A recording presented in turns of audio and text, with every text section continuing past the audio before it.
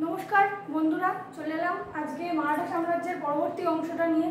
এই চ্যাপ্টারে এই অংশে আমরা দেখব কিভাবে মারাঠা সাম্রাজ্যটা ব্রিটিশ ক্যাপচারে চলে যাচ্ছে। আমরা আগের দিন পড়েছি আধুনিক ইতিহাস পড়ার আগে যে মধ্যযুগের কিছুটা ইতিহাস আমরা পড়ে নিয়েছি, যেখানে মেডিয়েভাল হিস্ট্রিতে আমরা পড়েছি মারাঠা সাম্রাজ্য কিভাবে গ্রো করছে আর আস্তে আস্তে আমরা দেখব যে কিভাবে সেটা ডিক্লাইন করে। দেখো, যে কোনো বড় সাম্রাজ্য, সেটা মুঘল হোক কি মারাঠা হোক কি যে কোনো সাম্রাজ্যই যেটা একটা টিপ অফ পয়েন্টের টপে যাচ্ছে বা টপে সিচুয়েট করছে, সেটা একদিন অবশ্যই ডিক্লাইন করবে। তো এই ডিক্লাইন এবং টিপে যাওয়া দুটোই আমরা মারাঠা সাম্রাজ্যের দেখব। আগের দিন আমরা ছত্রপতি শিবাজি কিভাবে মারাঠা সাম্রাজ্যের প্রতিষ্ঠা করছেন এবং মারাঠা সাম্রাজ্যকে এগিয়ে নিয়ে যাচ্ছেন সে বিষয়ে দেখেছিলাম। আজকে আমরা দেখব যে ছত্রপতি শিবাজি এবং তার পরবর্তী যে পোস্ট, সেই পোস্টগুলো সম্পর্কে পড়ব এবং সবথেকে ডিটেলসে যেটা বেশি ভালো করে পড়ব যে মারাঠা সাম্রাজ্য কিভাবে ইস্ট ইন্ডিয়া কোম্পানি দখল করে নিচ্ছে। ঠিক আছে, তো চলো দেরি না করে শুরু করা যাক। আজকে প্রথমেই আগের দিন আমরা বলেছিলাম যে ছত্রপতি শিবাজির আন্ডারে কিছু অষ্টপ্রধান রয়েছে। অষ্টপ্রধানদের মধ্যে প্রধান কে ছিল? পেশোয়া বা প্রাইম মিনিস্টার আমরা বলেছিলাম। এবার পরবর্তীকালে ছত্রপতি শিবাজির পর তার পুত্র শাম্ভুজি এবং শাম্ভুজির পর তার ছেলে শাহুজি, এই শাহুজি অবধি ছত্রপতির পদটা খুব বেশি প্রাইডফুল থাকবে। শাহু যখন মারা যাচ্ছেন, ছত্রপতি শাহুর মৃত্যুর পর আর কোনো ছত্রপতি সেইভাবে আমরা লক্ষ্য করতে পারছি না। হিস্ট্রিতে দেখতে পাচ্ছি যে পেশোয়া পদটা মারাঠা সাম্রাজ্যের সর্বেসর্বা হয়ে উঠছে এবং পেশোয়াদের আন্ডারেই মারাঠা সাম্রাজ্য একটা টিপ অফ পয়েন্টে যাচ্ছে। তো চলো বোর্ডে চলে আসি।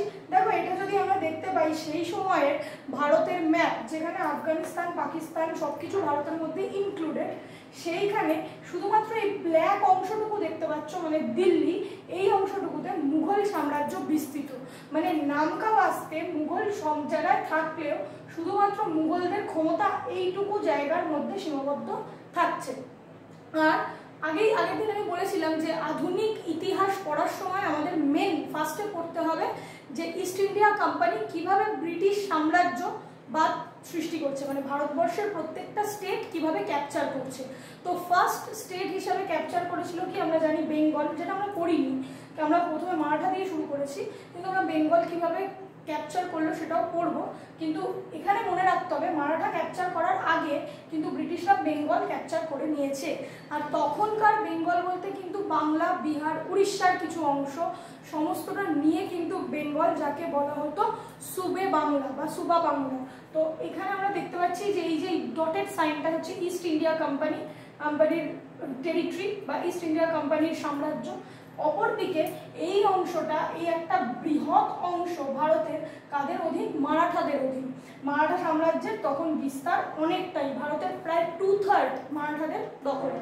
তো মারাঠা সাম্রাজ্যে আমরা যদি দেখি, যখন ছত্রপতি শাহু বেঁচে রয়েছেন সেই সময় পেশোয়া ছিলেন কে? বালাজি বিশ্বনাথ পেশোয়া ছিলেন। বালাজি বিশ্বনাথের পর তার দুই পুত্র বাজিরাও এবং চিমাজি আপ্পা আমরা জানি। তো বাজিরাও সিংহাসনে বসেন। বাজিরাওয়ের টাইম স্প্যান কত? 1720 থেকে 1740। দেখো, এখানে একটা রেড ডটেড মার্কস আমি দিয়েছি। কেন রেড ডটেড মার্কটা দিয়েছি? কারণ এই বাজিরাওয়ের আমলে তোমার মারাঠা সাম্রাজ্য একটা বিরাট স্প্যান অফ মানে ল্যান্ড ক্যাপচার করে, বহু চারিদিকে ভারতবর্ষের বিরাট অংশ তখন মারাঠা সাম্রাজ্য অধীনে চলে আসে। আর সেটা কার অধীনে? বাজিরাওয়ের অধীনে। আচ্ছা, বাজিরাওয়ের পর আমরা দেখতে পাবো বাজিরাওয়ের 3টে ছেলে। এক হচ্ছেন রঘুনাথ রাও, একজন বালাজি বাজিরাও, আর একজন শমশের বাহাদুর। আমরা সবাই জানি বাজিরাও মাস্তানি আমরা দেখেছি টিভিতে। বাজিরাও মাস্তানিতে আমরা দেখেছি যে বাজিরাওয়ের দুটি পত্নী ছিল, একজন কাশীবাই, একজন মাস্তানি। কাশীবাইয়ের সঙ্গে বাজিরাওয়ের রঘুনাথ রাও এবং বালাজি বাজিরাও দুই ছেলে। এবং যেহেতু মাস্তানি মুসলিম ছিল, তো মাস্তানির সঙ্গে বাজিরাওয়ের ছেলে হচ্ছে শমশের বাহাদুর। হ্যাঁ, আমরা দেখতে পাই। আচ্ছা, এরপর আমরা দেখতে পাবো যে এখানে বাজিরাওয়ের ছেলে বালাজি বাজিরাও সিংহাসনে বসছে, যিনি 1740 থেকে 1761 সাল অব্দি মারাঠা সাম্রাজ্যকে আধিপত্য দিচ্ছে। এখানে মনে রাখতে হবে 1759 এই সালটায় মারাঠা সাম্রাজ্য টিপ অফ পয়েন্টে ছিল, মানে সব থেকে মানে উন্নতির একদম চরম শিখরে ছিল 1759 সালে মারাঠা সাম্রাজ্য, মানে বিরাট স্থান জুড়ে ভারতের মানে প্রায় 2/3 তারও বেশি অংশ জুড়ে মারাঠাদের অধিপত্তি ছিল। আচ্ছা, তারপর বালাজি বাজিরাওয়ের পর সিংহাসনে বসছেন বালাজি বাজিরাওয়ের 3 ছেলে বিশ্বাসরাও, মাধবরাও, নারায়ণরাও বসছেন মাধবরাও। এবার এখানে প্রশ্ন হলো, বড় ছেলে বিশ্বাসরাও থাকতে মেজ ছেলে মাধবরাও কেন সিংহাসনে বসছে? কারণ এক্ষেত্রে আমাদের মনে রাখতে হবে যে 1761 সাল খুব ইম্পর্টেন্ট, ব্যাটেল অফ পানিপথ। তিনটে, আমরা জানি পানিপথের 3টে যুদ্ধ হয়, প্রথম, দ্বিতীয়, তৃতীয়। তো তৃতীয় পানিপথের থার্ড যুদ্ধ, থার্ড ব্যাটেল অফ পানিপথ 1761, যেখানে আফগান শাসক আহমদ শাহ দুরানি বা আহমদ শাহ আবদালি ভারত আক্রমণ করছে এবং মারাঠাদের সঙ্গে ভারতে ওদের যুদ্ধ হচ্ছে। কোথায় না পানিপথে, যেটা থার্ড ব্যাটেল অফ পানিপথ নামে বিখ্যাত। এই পানিপথের তৃতীয় যুদ্ধের সময় চিমাজি আপ্পা, আমরা যাকে জানি বাজিরাওয়ের ভাই, সেই চিমাজির ছেলে সদাশিবরাও ভাউ, এনার নিয়েও আমরা সিনেমা দেখেছি, যে পানিপথে দেখেছি। এই যে সদাশিবরাও মারা যান পানিপথের তৃতীয় যুদ্ধে, এবং বিশ্বাসরাও পানিপথের তৃতীয় যুদ্ধে মারা যাচ্ছেন। তাই বড় ছেলে নেই, তাই জন্য মেজ ছেলে মাধবরাও সিংহাসনে বসছেন 1761 থেকে 1772 অব্দি। কখন কার আমলে কি হয়েছে সেগুলো বলবো, আগে ফ্যামিলি ট্রিটা বলে নিই, তারপর বলছি। মাধবরাও সিংহাসনে বসেন, মাধবরাওয়ের পর সিংহাসনে বসেন তারই ভাই নারায়ণরাও সিংহাসনে বসেন, কিন্তু বেশি দিন শাসন করতে পারেননি নারায়ণরাও। তার কারণ বলবো, নারায়ণরাওয়ের পর তার পুত্র মাধবরাও টু বা মাধবরাও নারায়ণ সিংহাসনে বসেন। তারপর লাস্ট সিংহাসন পায় বাজিরাও টু, যিনি রঘুনাথ রাওয়ের ছেলে, বাজিরাও টু। তারপর মারাঠা সাম্রাজ্য ইস্ট ইন্ডিয়া কোম্পানির আমলে, মানে ইস্ট ইন্ডিয়া কোম্পানির কাছে চলে যায়। তো এখানে আমি সিংহাসন বলতে কিন্তু পেশোয়াশিপকে বলছি, পেশোয়া পদবিটাও উঠে যায় এবং পেশোয়াদের সমস্ত কিছু নষ্ট হয়ে যায়। আচ্ছা, পেশোয়াদের আমরা দেখেছিলাম আগের ভিডিওতে যে পুনা ছিল মারাঠাদের একদম ঘাঁটি। পুনেতে মারাঠারা নিজেদের আধিপত্য বিস্তার করেন, মানে ফার্স্ট, তারপর আস্তে আস্তে স্প্যান করতে থাকে। পুনেতে শনিবারওয়াড়া বলে যে জায়গাটা ছিল, সেখানে কিন্তু পেশোয়ারা থাকতো, পেশোয়াদের পুরো ফ্যামিলি শনিবারওয়াড়াতে অবস্থান করতো। তো চলো আমরা আজকে দেখব পানিপথের তৃতীয় যুদ্ধ, পরবর্তী যুদ্ধ, যেটা হচ্ছে Anglo Maratha war. Anglo Maratha war বলতে, অ্যাংলো বলতে ব্রিটিশ, মারাঠা বলতে মারাঠারা। তো ব্রিটিশ এবং মারাঠাদের মধ্যে 3টে যুদ্ধ হয়, first Anglo Maratha war, second Anglo Maratha war আর থার্ড অ্যাংলো মারাঠা ওয়ার। এইবার আমরা প্রেক্ষাপটটা পড়বো যে কেন হঠাৎ করে অ্যাংলো আর মারাঠাদের মধ্যে যুদ্ধ শুরু হলো। আচ্ছা, তো প্রথমেই দেখো এখানে মারাঠাদের ফ্যামিলি ট্রিটা কেন পড়ানো হলো বা ঠিক করে বুঝতে হবে যে সব সময় কি করা হতো, যে বড় ছেলে না, তাকে সিংহাসনের অধিকারী করা হতো এবং তার পরবর্তীতে তার বড় ছেলে সিংহাসনে বসতো। তো যথারীতি তার যে পার্শ্ববর্তী ভাই, তাদের মধ্যে সিংহাসন নিয়ে একটা ক্ষোভ থেকে যেত। তো সেই ক্ষোভটাই আমরা এখানে দেখতে পাবো যে কিভাবে একটা সাম্রাজ্যকে ভেঙে দিচ্ছে। বাজিরাওয়ের পরবর্তী তার 3 ছেলে, রঘুনাথ রাও, বালাজি বাজিরাও এবং শামশের বাহাদুরের কথাও বলবো।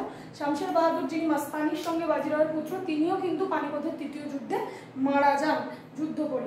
আচ্ছা, বালাজি বাজিরাও সিংহাসনে বসেন 1740 থেকে 1761 অব্দি। বালাজি বাজিরাওয়ের মৃত্যুর পর তার ছেলে মাধবরাও সিংহাসনে বসে। এইটা কিন্তু রঘুনাথ রাওয়ের কখনোই পছন্দ ছিল না। রঘুনাথ রাও ভেবেছিলেন যে বালাজি বাজিরাও যখন মারা গেছেন, বালাজি বাজিরাওয়ের পর তিনি তার ভাই হিসাবে সিংহাসনের অধিকারী হবেন, কিন্তু সেটা না হয়ে বালাজি বাজিরাওয়ের পুত্র মাধবরাওকে সিংহাসনে বসানো হয়। আর এই মাধবরাওয়ের আমলটা ছিল খুব সুন্দর আমল, এই জন্য এখানটা টিক দেওয়া, বাজিরাওয়ের যেমনি দেওয়া মাধবরাওতেও দেওয়া, কারণ মাধবরাও ছিলেন একজন পাওয়ারফুল পেশোয়া, যিনি কি করেন পানিপথের যুদ্ধের সময় আহমদ শাহ দুরানি যে জায়গাগুলো ক্যাপচার করে নিয়েছিল বা মারাঠাদের থেকে কেড়ে নিয়েছিল, সেই জায়গাগুলো মাধবরাও কি করেন রিক্যাপচার করেন। ঠিক আছে, 1761 থেকে 72 মাধবরাওয়ের শাসনকাল। তারপর মাধবরাও মারা যান টিউবারকিউলোসিস বা যক্ষা রোগে মাধবরাও মারা যান। মাধবরাও মারা গেলে তখন রঘুনাথ রাও ভাবেন এইবার আমার টার্ন এসছে, এইবার বুঝি আমি সিংহাসনে বসবো। কিন্তু তখন রঘুনাথ রাওকে না সিংহাসন দিয়ে মাধবরাওয়ের ভাই নারায়ণ রাওকে সিংহাসনে বস করিয়ে দেওয়া হয় 1772 খ্রিস্টাব্দে। এবার 1772 সালে যখন নারায়ণ রাও সিংহাসনে বসেন, তখন রঘুনাথ রাও সেটা সহ্য করতে না পেরে কনস্পিরেসি করে নারায়ণ রাওকে শনিবারওয়াড়ার ভিতরেই খুন করে দেন। ঠিক আছে, শনিবারওয়াড়ার ভিতর খুন করে দেন এবং নারায়ণ রাও 1773 সালে মারা যান। তারপর রঘুনাথ রাও কিছুদিনের জন্য সিংহাসনে বসেন, কিন্তু সিংহাসনে বসাও তার জন্য খুব হ্যাপিকর হয়নি, কারণ তখন জানা যায় যে নারায়ণ রায়ের পত্নী প্রেগনেন্ট। এবার নারায়ণ রায়ের পত্নী প্রেগনেন্ট মানে 1774 সালে মাধব রাও নারায়ণ সিংহাসনে বসেন, মানে মাধব রাও টুকে সিংহাসন বসিয়ে দেওয়া হয়, এবং রঘুনাথ রাও সেটা একদমই মেনে নিতে পারেন না। রঘুনাথ রাও এই মানে এর প্রত্যুত্তর হিসেবে এমন একটা কাজ করেন যেটা মারাঠারা কেউ কোনোদিন ভাবতে পারেনি। ইনি কী করেন, রঘুনাথ রাও চলে যায় ইস্ট ইন্ডিয়া কোম্পানির কাছে। ইস্ট ইন্ডিয়া কোম্পানির কাছে গিয়ে হেল্প চান যে আমি পেশোয়া পদ ফিরে পেতে চাই বা পেশোয়া পদে আসীন হতে চাই, আপনারা আমাকে হেল্প করুন। আর ইস্ট ইন্ডিয়া কোম্পানির এখানে বুদ্ধিটা তোমাকে মনে রাখতে হবে, ইস্ট ইন্ডিয়া কোম্পানির কনস্পিরেসিটা মনে রাখতে হবে।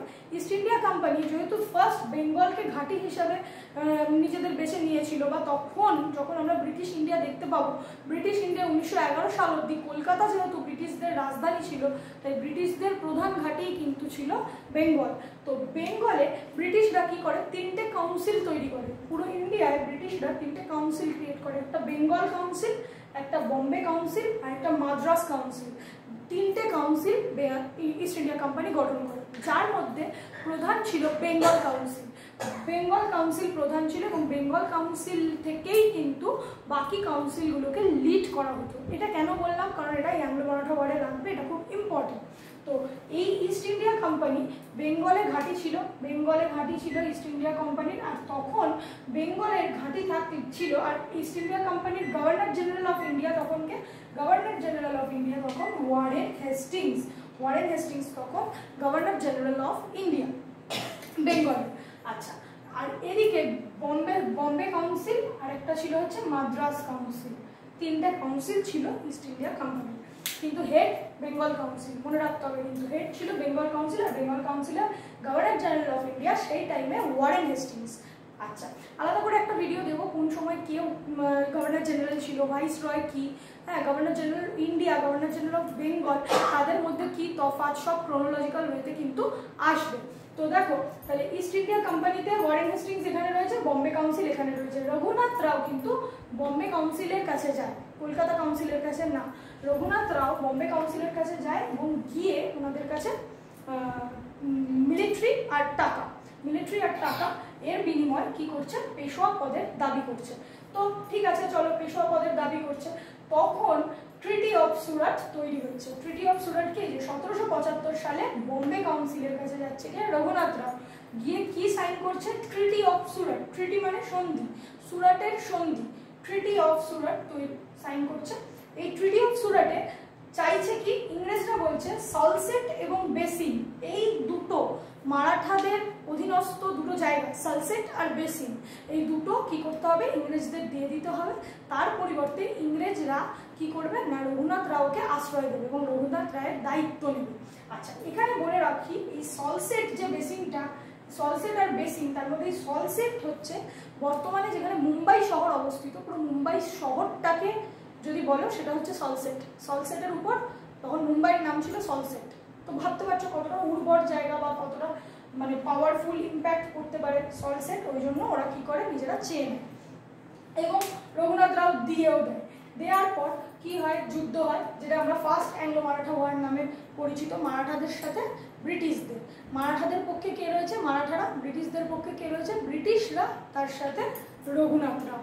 আচ্ছা, হলো এই সময় ওয়ারেন হেস্টিংস কি করে, এখান থেকে এরা মানে তোমার মারাঠারা যুদ্ধ হতে থাকে, যুদ্ধে জিতবো কারা করছে, মারাঠারা। মারাঠাদের হারানো কিন্তু অত সহজ ছিল না, মারাঠারাই কিন্তু উইনার হয় ফার্স্ট অ্যাংলো মারাঠা ওয়ারে। তারপর 1776 সালে কি হয়, ইস্ট ইন্ডিয়া কোম্পানির তরফ থেকে ওয়ারেন হেস্টিংস চলে আসেন কোথায় না, বম্বেতে এসে উনি বলেন নানা ফড়নবিশকে। এবার প্রশ্ন হলো, এই নানা ফড়নবিশটা কে? নানা ফড়নবিশ হচ্ছে আমাদের মারাঠা কাউন্সিলের যে 12 জন হেড ছিল, যারা ঠিক করবে যে কে পেশোয়া হবে। কারণ আমি প্রথমে বললাম যে আগে কি ছিল, ছত্রপতি ছিল, ছত্রপতি নির্বাচন করতো যে কে পেশোয়া হবে। কিন্তু ছত্রপতি শাহুর পর থেকে পেশোয়ারা নিজেদের ক্ষমতাটাকে মানে ছত্রপতির উপর নিয়ে চলে যায়, ছত্রপতি পদটা বিলুপ্ত হয়ে যায়, তখন কি হয় মারাঠাদের মধ্যে একটা কাউন্সিল তৈরি হয় যেটা 12 জনকে নিয়েছিল। তার হেড ছিলেন নানা ফড়নবিশ, আর উনি খুব বিচক্ষণ মানুষ ছিলেন। তো এই নানা ফড়নবিশের সঙ্গে ওয়ারেন হেস্টিংস কি করেন, একটা ট্রিটি করেন, যেটা হচ্ছে 1776 সালে। সেটা পুরন্দরের সন্ধি বা ট্রিটি অফ পুরন্দর নামে পরিচিত। ট্রিটি অফ পুরন্দর বা পুরন্দরের সন্ধি 1776। এইখানে কি হয়, এখানে বলা হয় ওয়ারেন হেস্টিংস বলেন যে মারাঠাদের ফড়নবিশকে যে আপনি আমাকে 12 লাখ টাকা দিন, এই বড় 12 লাখ টাকার মধ্যে 3 লাখ টাকা বাৎসরিক পেনশন দেওয়া হবে রঘুনাথ রাওকে। তার পরিবর্তে ইংরেজরা রঘুনাথ রাওকে কোনো রকম সহায়তা করবে না এবং মারাঠাদের সঙ্গে কোনো রকম গোলযোগে আসবে না, এবং ট্রিটিটা সাইন হয়ে যায়। কিন্তু এই ট্রিটিটা ক্যালকাটা কাউন্সিল থেকে করা হলেও বম্বে কাউন্সিল কিন্তু, ইস্ট ইন্ডিয়া কোম্পানির বম্বে কাউন্সিল কিন্তু মেনে নিতে পারেনি। বম্বে কাউন্সিল তখনও রঘুনাথ রাওকে আশ্রয় দেয় এবং বম্বে কাউন্সিল কি করে না, বম্বে কাউন্সিল মারাঠা সাম্রাজ্যের মধ্যে পুনরায় একটা অংশ রিক্যাপচার করে। এইটা দেখে একে 1777 সালে ফড়নবিশ কি করে, ও আচ্ছা ট্রিটি ভেঙে ফেললে এরকম করছে, এইভাবে ফড়নবিশ 1777 সালে নিজেদেরই একটা অংশ ফ্রেঞ্চ মানে ফরাসিদেরকে গিফট করে দেয়। এবার ওয়ারেন হেস্টিংস কি বলেছিল, কোনো রকম বাইরের মানে ইংরেজ ছাড়া অন্য কোনো দেশীয় বাণিজ্যের সঙ্গে মারাঠারা যুক্ত থাকতে পারবে না। কিন্তু ফড়নবিশ যেহেতু ফ্রেঞ্চদেরকে নিজেদের একটা মানে অংশ গিফট করে দেয়, তখন ওয়ারেন হেস্টিংস রেগে যান। এবার ক্যালকাটা কাউন্সিল আর বম্বে কাউন্সিল, দুটো কাউন্সিল একসাথে মিলে মারাঠাদের উপর আক্রমণ করে। এখনো কিন্তু অ্যাংলো মারাঠা ওয়ার 1 ফার্স্টেরটাই চলছে, কিন্তু আক্রমণ করে এবং দীর্ঘ 20 বছর যাবৎ যুদ্ধ হতে থাকে। যুদ্ধ হওয়ার পর 1782 সালে ট্রিটি অফ সালবাই স্বাক্ষরিত হয়। ট্রিটি অফ সালবাই মারাঠা আর ইস্ট ইন্ডিয়া কোম্পানির মধ্যে হয় এবং চুক্তিবদ্ধ হয় যে 20 বছর পরবর্তী 20 বছর কোনো রকম কোনো মানে ঝগড়া বিবাদ হবে না। এই হয়ে ট্রিটি অফ সালবাই শেষ হয়। আচ্ছা, ট্রিটি অফ সালবাই তো শেষ হলো, প্রথম ইঙ্গো মারাঠা ওয়ারও শেষ হলো। এই টাইমে মুঘলদের কথায় যদি আসি, এই যে মুঘল সাম্রাজ্য, এই মুঘল সাম্রাজ্যের তখন বাদশাকে শাহ আলম টু বা দ্বিতীয় শাহ আলম বা শাহ আলম টু এই টাইমে মুঘল বাদশাহ হিসেবে দিল্লিতে রয়েছে হলো। এবার সেকেন্ড অ্যাংলো মারাঠা ওয়ার হচ্ছে কত, 1803 থেকে সেকেন্ড অ্যাংলো মারাঠা ওয়ার আমরা দেখতে পাচ্ছি। আচ্ছা, প্রথম 20 বছর তো মারাঠাদের সাথে ইংরেজদের ইস্ট ইন্ডিয়া কোম্পানির কোনো রকম কোনো ঝগড়া বিবাদ হয়নি। তাহলে এই টাইমে ইস্ট ইন্ডিয়া কোম্পানি কি করছিল? এই টাইমে ইস্ট ইন্ডিয়া কোম্পানি মারাঠা বাদ দিয়ে ভারতের আর যে দেশীয় রাজ্যগুলো রয়েছে, যেমন আমরা এখানে নিচের দিকে দেখতে পাবো মহীশূর, যেটা হায়দার আলী টিপু সুলতান দেখতে পাবো, তাদের বিরুদ্ধে মারাঠাদেরই সাহায্য নিয়ে তাদের সঙ্গে যুদ্ধ করে এবং টিপু সুলতান ও হায়দার আলীকে হারায়। মানে 20 বছর মারাঠাদের সাথে শান্তিপূর্ণ সম্পর্ক থাকলেও ইস্ট ইন্ডিয়া কোম্পানি কিন্তু নিজেদের কাজটা নিজেরা চালিয়ে যাচ্ছিল। আর এখানে মনে রাখতে হবে, ইস্ট ইন্ডিয়া কোম্পানির স্ট্র্যাটেজির প্রধান জিনিস ছিল ধৈর্য। ইস্ট ইন্ডিয়া কোম্পানির ছিল প্রচুর ধৈর্য। তারা সবসময় সুযোগ খুঁজতো যে কখন দুটো দেশীয় রাজা নিজেদের মধ্যে ঝগড়া করবে, সেই সুযোগটা ইস্ট ইন্ডিয়া কোম্পানি নেবে, অথবা কোনো রাজ্যের মধ্যেই নিজেদের মধ্যে সাকসেসার নিয়ে মানে উত্তরাধিকার সূত্রে আর কি নিজেদের মধ্যে ঝামেলা ঝঞ্ঝাট হবে। আর সেই টাইমে ইস্ট ইন্ডিয়া কোম্পানি ওই ঝগড়ার মধ্যে ঢুকে সেটাকে পলিটিক্যাল ইস্যুতে নিয়ে যাবে, আর পলিটিক্যাল ইস্যুতে নিয়ে গিয়ে সেই রাজ্যটাকে বা স্টেটটাকে ক্যাপচার করবে, ঠিক আছে, বা কলোনিতে পরিণত করবে। এইটা ছিল ইস্ট ইন্ডিয়া কোম্পানির স্ট্র্যাটেজি। আচ্ছা, এই টাইমে মারাঠাদের মধ্যে আমরা দেখতে পাবো মারাঠারা বিভিন্ন ভাগে ভাগ হয়ে যাচ্ছে, কারণ মারাঠা শক্তির অবক্ষয় হচ্ছে। মারাঠারা কি ভাবে ভাগ হয়ে যাচ্ছে? মারাঠারা দেখতে পাবো বড়োদার গাইকোয়াড, পুনের পেশোয়া, নাগপুরের ভোসলে, ইন্দোরের হোলকার, গোয়ালিয়রের সিন্ধিয়া, এই 5টা ভাগে ভাগ হয়ে যাচ্ছে মারাঠারা। আচ্ছা, এখানে আবার যদি চলে আসি, মাধব রাও, বলেছিলাম যে মাধব রাও একটা মানে খুব ভালো শাসক ছিল। মাধব রাওয়ের টিউবারকিউলিসিসে মৃত্যু হয়, তারপর নারায়ণ রাও বসে, যাকে রঘুনাথ রাও কি করে, খুন করে দেয়।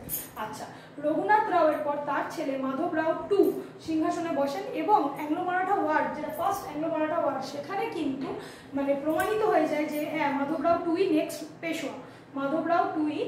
পেশোয়া, হবে, এটা কিন্তু মানে ফাইনাল হয়ে যায়।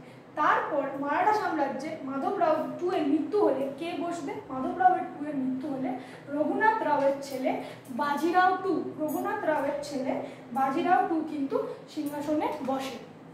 ঠিক আছে, কত সাল? 1796 থেকে 1818, এই টাইমটা বাজিরাও টু বা দ্বিতীয় বাজিরাও পেশোয়ার আসনে আসে।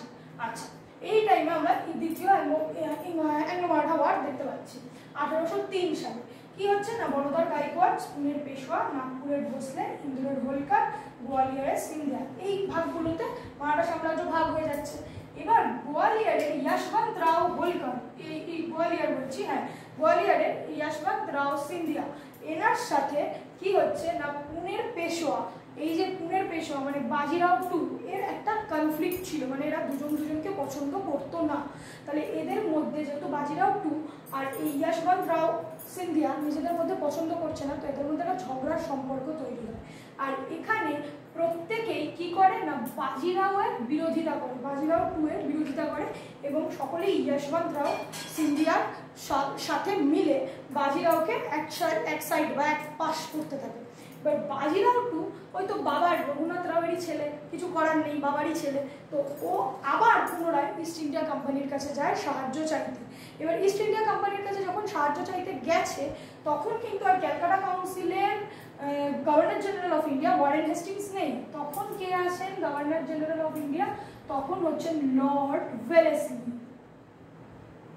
তখন আমরা দেখতে পাচ্ছি ইস্ট ইন্ডিয়া কোম্পানির governor general Lord Wellesley. Wellesley তখন ক্রিয়েট করেছে কি না, সাবসিডারি অ্যালায়েন্স, যেটাকে আমরা বলি বাংলায় অধীনতামূলক মিত্রতা নীতি।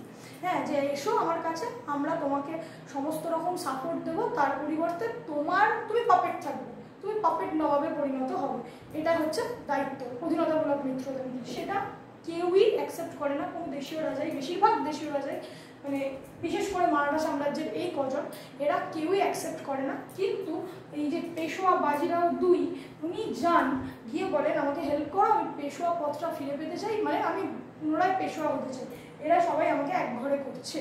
তো যাই হোক, বলে হ্যাঁ হ্যাঁ হ্যাঁ আমরা তো আছি, ওরা তো রেডি আছে সবসময় যে কীভাবে যুদ্ধে ঢুকবে, হ্যাঁ হ্যাঁ হ্যাঁ আমরা আছি রেডি, চলে আসো, এই বলে বাজিরাও টুকে অ্যাকসেপ্ট করে নেয়। এইবার যে বাজিরাও টুকে অ্যাকসেপ্ট করে নেয়, এরা প্রত্যেকেই তখন বাজিরাও টু এর উপর ক্ষিপ্ত হয়ে যায়, শুধুমাত্র বড়োদার গাইকোয়াড় ছাড়া। কারণ গাইকোয়াড়রা কি করেছিল, গাইকোয়াড়দের ইস্ট ইন্ডিয়া কোম্পানি একবার হেল্প করেছিল, কিসে না, এই গাইকোয়াড়দের সেই উত্তরাধিকার মামলায় হেল্প করেছিল। তাই ইঙ্গো মারাঠা ওয়ার, মানে second Anglo Maratha, Anglo Maratha war মানে এটা অ্যাংলো মারাঠা যুদ্ধ, সেখানে একটা দিকে থাকে হচ্ছে কে, ইস্ট ইন্ডিয়া কোম্পানি, আর তার সাথে গাইকোয়াড় একদিকে, আর কে, পেশোয়া বাজিরাও টু।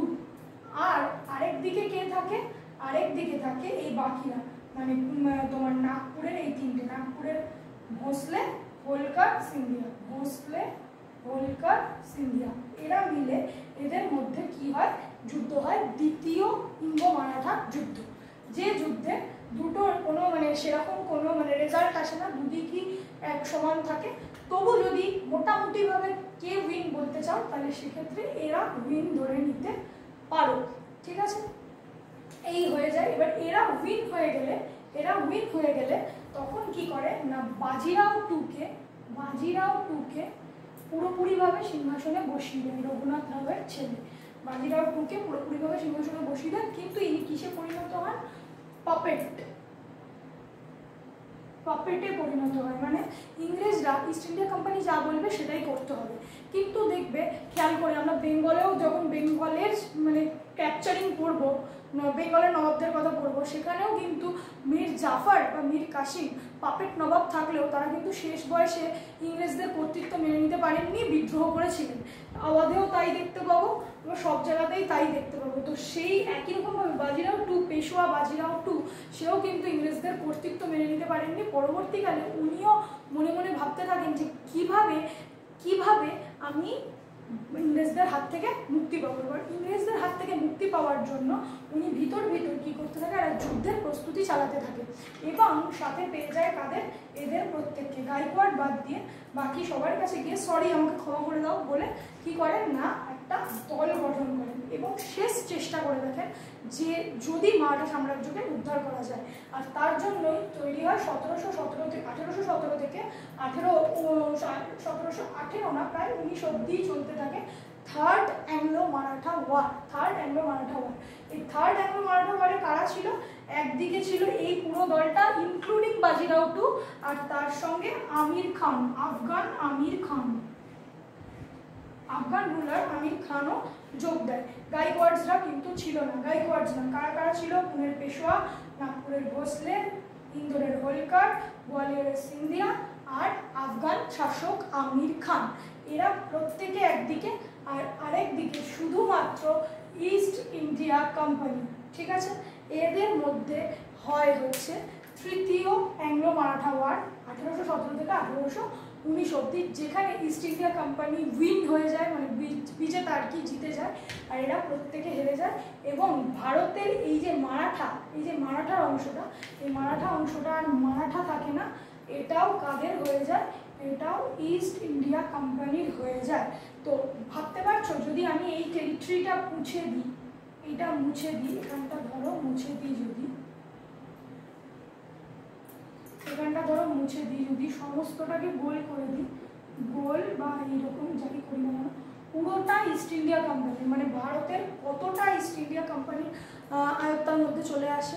এইভাবে অ্যাংলো মারাঠা ওয়ারগুলোর মাধ্যমে, 3টে অ্যাংলো মারাঠা ওয়ারের মাধ্যমে কি হয় না, প্রত্যেকের সাথে আলাদা আলাদা করে treaty of Pune, treaty of Gwalior, treaty of Indore, treaty of Nagpur, এরকম ইংরেজরা সাইন করে। এবং প্রত্যেকে সাইন করানোর পর বাজিরাও টুকে কি করা হয় না, ওই পেনশন দিয়ে প্রত্যেককে তাদের থেকে পুরো রাজ্যটা ইংরেজরা, মানে ইস্ট ইন্ডিয়া কোম্পানি ক্যাপচার করে নেয়, নিয়ে ভারতের এই পুরো অংশটা ইস্ট ইন্ডিয়া কোম্পানির কাছে চলে যাবে।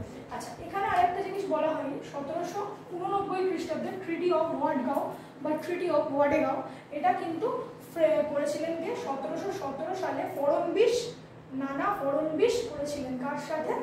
নানা ফড়নবিশ করেছিলেন তোমার ইস্ট ইন্ডিয়া কোম্পানির গভর্নর জেনারেল অফ ইন্ডিয়ার সাথে। ঠিক আছে, এই যে ওয়াডেগাঁও, ট্রিটি অফ ওয়াডেগাঁও। ঠিক আছে, আশা করি মারাঠা সাম্রাজ্যটা তোমরা বুঝতে পারলে যে মারাঠা সাম্রাজ্যের কীভাবে উত্থান হলো, মানে কীভাবে শিবাজী মহারাজ মারাঠা সাম্রাজ্যের উত্থান করলেন, কীভাবে এই ছত্রপতির পদ থেকে পেশোয়া পদটা তৈরি হলো, এবং পেশোয়াদের উন্নতিগুলো আমরা দেখতে পেলাম যে পেশোয়ারা কীভাবে ক্যাপচার করলো চারিদিক, মারাঠা সাম্রাজ্যের এত বড় মারাঠা সাম্রাজ্য ভারতের মধ্যে বিস্তার লাভ করলো।